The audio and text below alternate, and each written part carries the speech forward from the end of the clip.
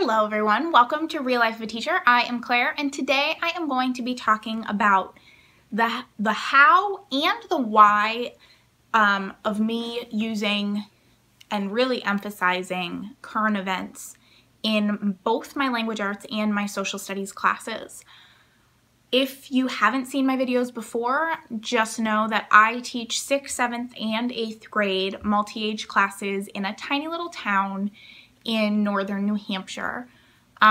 We have, in some ways, a really incredibly supportive community, and in other ways, kind of a challenging community. Because our school is so small, I have a ton of personal contact and personal relationships with my parents, which, if you are a teacher, you understand is fantastic and awesome in some ways, and really challenging in other ways.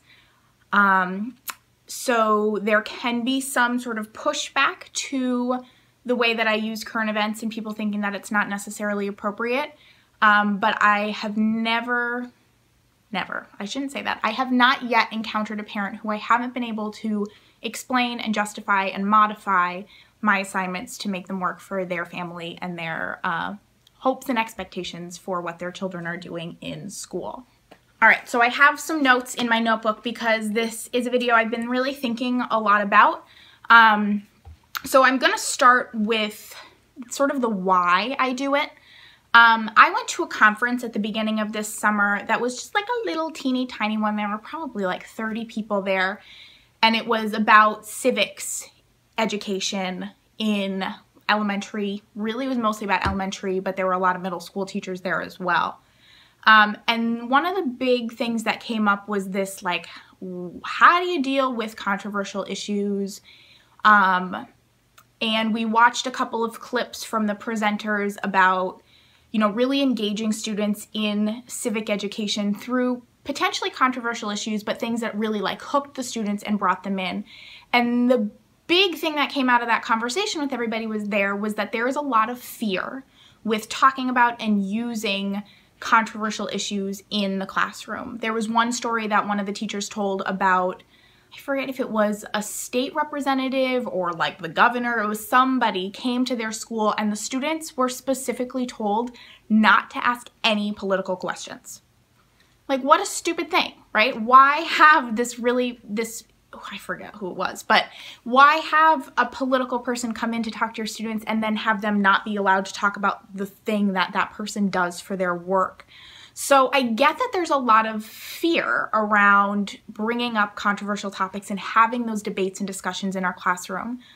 I don't feel that way. I am really willing, and I think it's important to have those fights if you need to be able to do that stuff in your classroom, because I genuinely think avoiding controversial topics in middle and high school, I mean, maybe I get it in elementary school, but honestly, not really. I mean, I'm not an elementary school teacher. I wouldn't really be cut out for that, but I think we're genuinely doing our students a disservice if we tiptoe around those things and don't teach them how to debate those issues in a respectful, polite way. If we don't teach them how to research those issues so they can come to their own understanding and beliefs about them.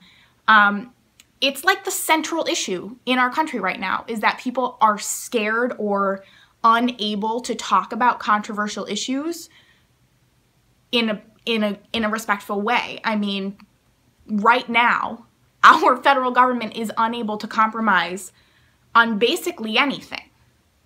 So if we're not teaching our students how to have those respectful conversations and debates, that is never going to change. So the big reason that I really feel strongly about using current events is that we have to teach students how to talk about these controversial issues in a respectful and informed way for them to be capable, good citizens. The second thing is that just to be a good citizen, you have to know what's happening in the world, and just to be a good, I mean, honest, in my opinion, to really be able to impact any kind of change, you have to know what's going on. And I encourage my students to be change makers and to have that, to know that they have that power to go out into the world, to go out into their community, their school, wherever it may be, to fix the things that they see are wrong or help with the problems that they see out in the world. The third thing, I don't remember how many things I was on. The next thing reason that I do this is because it really interests them. They like being treated with they like that I treat them with enough respect to say, listen, we're going to talk about something that's a little tricky. We have to be able to talk to each other about this without people's feelings getting hurt and so on and so forth. So that hook alone of me saying this could be kind of a testy subject, that hooks them in, and it's stuff that they hear their parents talking about. It's stuff that they see on the TV, it's stuff they see online, and they want to know more. So I like to provide them with a safe space to do that in an appropriate way. So academically, right, the way that I've been able to justify it when I have needed to, and they're legitimate justifications, these are real academic reasons that I do this, right? All the stuff I said before, those are academic reasons, right? Being able to appropriately have a debate, being able to do the research, those are all academic things. But in addition to that, it is a really important nonfiction reading skill to be able to read newspaper articles and watch news clips. All of that sort of nonfiction reading is incredibly important, and this is a really practical way to practice that skill. We do a lot of comparing and contrasting between sources. Well, this one says one thing. Well, this one says a different thing. All right, where did they get their information? That comparing and contrasting and really verifying their research, super important. We do writing with it. We do lots of nonfiction writing. We do summary writing where they only get to talk about the facts. And then with some of my older students, I usually sort of reserve this for some of my 7th graders, most of my 8th graders. They then, once they've shown me they can do that summary piece, then they get to start talking about their opinions. And we talk about how to have a valid opinion and how to share that opinion in a respectful, evidence-based way. One other thing that we're able to do when we are using current events in the classroom is we practice our citation skills and making sure that we know where people got their information from, and making sure that we as writers or speakers or however we're presenting the information are telling our audience where we got our information from so that they can then go back and verify that information if they feel the need. All right, so the final part of this video is about how I do this. I have done it for 3 years in one way that has worked really well for my students. It's pretty high demand. And because of the high amount of writing I've been having my students do around this, I'm needing to change for this coming school year. I have a lot of students who struggle with writing. So my plan, well, I'll talk about my plan, but generally my plan revolves around this idea of needing to minimize the quantity of writing assignments that my students are needing to do so that I can up the quality of the assignments I'm needing to do. In the past, I've had some, honestly, like rock star writers in my middle school classes who are able to pump these pieces of writing out. I've been having them do it every 2 weeks for the whole school year. And they were getting really good and really fast, and that's what that group needed. They needed that practice of efficient production of quality writing. And this group that I have next year needs a lot more practice in getting to that quality. And maybe by the end of the year we can get to that every 2 weeks, but for quite a while I don't see this group being ready for that, and I don't want to start the year off with them feeling like they can't do the work. When we can do a lot of those skills and really just focus on that quality writing. So what I've done in the past is every 2 weeks my students have had to research a current event and write a 2 or 3 paragraph report on that current event. So some of the sources that I really like are CNN 10. We watch CNN 10 every day in my social studies classes, so they get a lot of information from there where they can then go research those ideas. This year I've gotten Flocabulary, so I'm really excited. I know they have like a week in review or something like that, where they present about things that have happened during the week in a vocabulary video. So I haven't used that before, but I've heard really good things about it and I'm really excited to use it. I haven't been able to play around on it yet because we haven't gotten the purchase order in yet. But that's meant to happen on like the 14th of August, I think. So I'm like dying for the 14th of August to come. As much as I don't want summer to go by, I want the 14th of August right now. The other source that I really, really like is Newsela. I'm sure if you teach social studies or language arts, you know Newsela is the bomb. It is a source that allows you to have articles. It has now, actually, they've really stepped up their game. There's a lot of readings on there. But sort of the original Newsela thing was that they were rewriting newspaper articles at multiple reading levels. So all my students could be reading about one current event, but each of them at their own level. It's like the coolest thing ever. And that is often between CNN 10 and Newsela is where a lot of my students would begin. They would pick a current event. They would pick something that was happening in those 2 weeks. My requirement was always that it needed to have happened, or some element needed to have happened within the last month, right? That current event part was really important. And then they always needed to have a minimum of 2 sources. So at the beginning of the year, I start my social studies class with about 2 weeks of all we do is work on current events and talk about reading current events and talk about how to research them and debate them in a respectful way. And one of the activities that we do is we look at multiple sources about one topic and we say, oh, they disagree, or oh, this one has more information about this part, but this one leaves X, Y, or Z out. And it really allows them to see why you need to have multiple sources, because so many kids are inclined to just like go to Wikipedia and be done with it. So there's a lot of activities online you can see about like, why do I need multiple sources? And that's sort of how I fit mine in right away at the beginning of the year. It's also a really good way for me to start talking about plagiarism and how to cite your sources, because part of the rubric for this writing assignment is, of course, that you need to cite your sources appropriately. So in the writing, once they've done their research, I have created a graphic organizer. I love myself a graphic organizer that goes through each paragraph of the writing. So how I've done it for the last 3 years is that 6th, 7th, and 8th grade, everybody has 2 paragraphs that they need to write. The first paragraph talks about the who, what, when, where, why of whatever issue they have chosen to write about. And that's on that graphic organizer, and that's in their rubric. And the second paragraph talks about like the importance or the significance of this issue. So who is this important to? Why does this matter? Why is this something we're seeing on the news? Who is going to suffer or benefit from this? The long-term impacts. There's a whole list of questions or topics that they can talk about in that significance paragraph. So how I've done it so that it's like my first year students have to write those 2 paragraphs minimum, right? That's all that they get to write.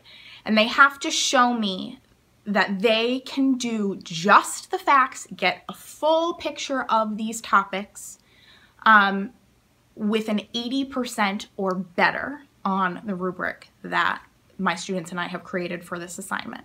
And once they have been able to show me that they can summarize just the facts and get the whole picture in, then they get to start writing about their opinion. And it's not just one time, sorry, it's not just one time, the 80%. I look for, I think, what have I said? They need to get above an 80 3 times in a row before they get to move into the next thing. So a lot of my students by the end of 6th grade in the past have been writing this 3rd paragraph. And the 3rd paragraph is, what's your opinion on the issue? And then I pull those students in a mini lesson and we do some really in-depth discussion, like we already did, but more discussion about, right, what's the difference between a faulty and a valid opinion? How are you going to put your point forward without just saying, just because, right? So it really helps us with our argument writing in that one. And I always have a kid who goes, well, what if I write something that you disagree with? You're gonna give me a 0 for that? and we have to go back to the rubric, and in my rubric it really explicitly says, because I made this rubric with students, so somebody said that and we put it right in the rubric, right? You will not be graded on your opinion, you will be graded on how well supported your opinion is written, or whatever it is. I can't remember how I've worded it. Their rubric also includes a section about citations. It includes like conventions, so like spelling and all that stuff. How am I forgetting what their rubric is? I don't know. I will insert a picture of it. How about that? I will put a list of what the categories are. And I honestly, there was like a second there where I thought I was going to be like a Teachers Pay Teachers person, and I would bet you if you search Real Life of a Teacher on Teachers Pay Teachers, the rubric is on there. I will link it below if that actually exists. So every 2 weeks, my students were producing a 2 or 3 paragraph current event summary, and for some of them also an opinion along with the summary. So in the past, I've differentiated between sort of my lower and higher level students with that opinion section of the writing. And I had a couple of students, so because I teach multi-age, I have the same students for 3 years. So the 6th and 7th graders I had last year were kind of struggling with this. And my 7th graders, for the first year, I had 7th graders who I hadn't had in 6th grade. So it was like I had 2 first year groups, which was unusual for me. So this year I have done some planning in my notebook here about my new plan for current events. All right. So here's my plan for this year, and I am going to refer down to this because I haven't totally solidified it and I'm not super comfortable with it. So if you have any suggestions for how you think that I could make this work better, please let me know. I'm really open to anything. So my new plan is to have a selection of articles available to them on Mondays. And at the beginning of the year, I'm planning on having them in pairs, like the articles, so like having 2 articles about the same thing. So I am going to begin by doing some of that research for them so that they can just focus on the reading and the summarizing before we move into the research stuff. And do that for 4 weeks. So they have 1 current event that they're reading and filling out the graphic organizer for just the summary part for those first 4 weeks. So they'll be able to have some choice in what they're picking from. And I have a couple of students who were really solid last year in my sort of old format, and I think for them I'm going to have them carry on doing that same thing because now they're ready for the opinion piece. So I am going to have a lot of groups going on. And then after those first 4 weeks, so they'll have 4 graphic organizers filled out, I am going to have them choose one of those 4 that they've researched or that they've read already and filled out the graphic organizers on to do further research on. So 4 weeks of readings, pick one, and in week 5, further your research about whichever of those you were the most interested in or you had the most questions about or whatever their reasoning is. And then in week 6, have them actually write that current event. So as you can see, they're going to be doing a lot more of that nonfiction reading and less of the writing at the beginning of the year, so they can get really good at pulling that information out of their sources before they get into having to do that on-demand writing where they're writing every 2 weeks.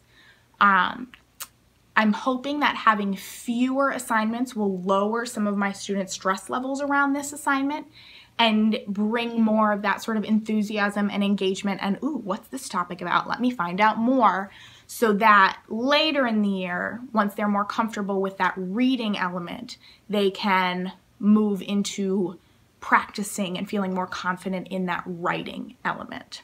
All right, so that was kind of a lot. I will link my graphic organizer that I use and the rubric that I use down below. If they're not in this Teachers Pay Teachers store that I maybe put together or maybe didn't, I don't really remember, I will just link the Google Docs down below so you can see what those look like. And if you have any suggestions for me, I would love to hear them. I would love to hear how you use current events in your classroom, what sort of your intention and purpose is with them, and what has been successful for you. If you have any other resources, I would love to hear that. So yeah, let me know.